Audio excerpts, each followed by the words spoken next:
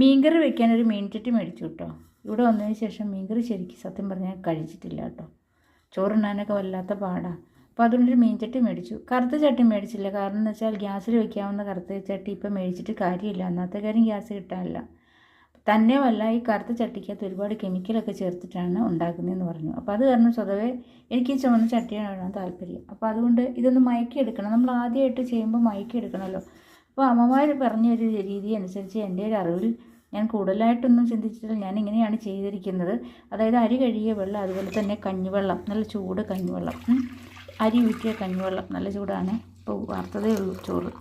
അപ്പം അത് നല്ലോണം ഇതിലൊഴിച്ചിട്ട്, ചൂടുവെള്ളം ഒഴിച്ചിട്ട് നല്ല വിറകടുപ്പിൽ വെച്ചിട്ട് നന്നായിട്ട് തിളപ്പിക്കണം. അപ്പം ഇതെടുത്ത് വിറകടുപ്പിലൊന്ന് വെക്കട്ടെ കേട്ടോ. വിറകടുപ്പ് കാണാൻ അതിലും വലിയ വിശേഷമാണ്. ഞാൻ അതിനകത്ത് വെച്ചിരിക്കുന്ന വിറക് നിങ്ങൾ കണ്ടോണം. വലിയൊരു മുട്ടയാണ് എടുത്ത് വെച്ചിരിക്കുന്നത്. കാരണം കീറാൻ ഇവിടെ കോടാലിയില്ല. വെട്ടുകത്തി കൊണ്ട് വെട്ടിയിട്ടൊന്നും ശരിയാവുന്നില്ല.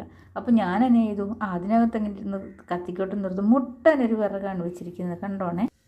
അങ്ങനെ ഞാൻ വിറകടുപ്പിൽ ചട്ടിയിൽ കഞ്ഞിവെള്ളം ഒഴിച്ച് വെച്ചിട്ടുണ്ട് കേട്ടോ. ഇത് നല്ലോണം തിളയ്ക്കണം. തിളച്ച് കിടക്കട്ടെ. വേണമെങ്കിൽ കുറച്ച് വെള്ളം കൂടെ ഒഴിക്കാം. പക്ഷേ കഞ്ഞിവെള്ളം കുറവാണ് കേട്ടോ. 2 പേർക്ക് ഈ പറയുന്നതിൽ ചോറ് വയ്ക്കുന്നതല്ലേ, അപ്പോൾ ഒത്തിരി കഞ്ഞിവെള്ളം കാണില്ല.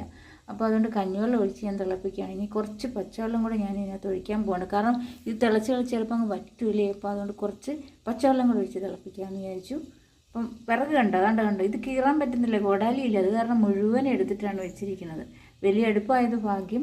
അതുകൊണ്ട് ഇതെങ്ങനെയും കത്തിക്കണമല്ലോ. എന്ന് വെച്ചാൽ ഗ്യാസിൽ വെച്ചിട്ട് കാര്യമില്ല, വിറകടുപ്പിൽ തന്നെ ഇത് വെച്ചിട്ട് വേണം മയക്കാൻ, അത് തിളപ്പിക്കാൻ. അപ്പോൾ അതിൻ്റെ ഒരു ചെറിയൊരു പച്ചമണ്ണിൻ്റെ കുത്തലും അങ്ങനത്തെ ഒരു ചുവയൊക്കെ ഉണ്ട്, അതങ്ങ് മാറും. അതുപോലെ തന്നെ നല്ലപോലെ കഴുകി ഉണക്കിയിട്ട് പിന്നെ കഴുകിയതിന് ശേഷം പിന്നെ വെയിലത്ത് വെച്ച് ഉണക്കി പച്ച വെളിച്ചെണ്ണ ചിലർ തൂത്ത് വയ്ക്കും, പുരട്ടി വയ്ക്കും. അങ്ങനെയും ചിലരൊക്കെ ചെയ്യും.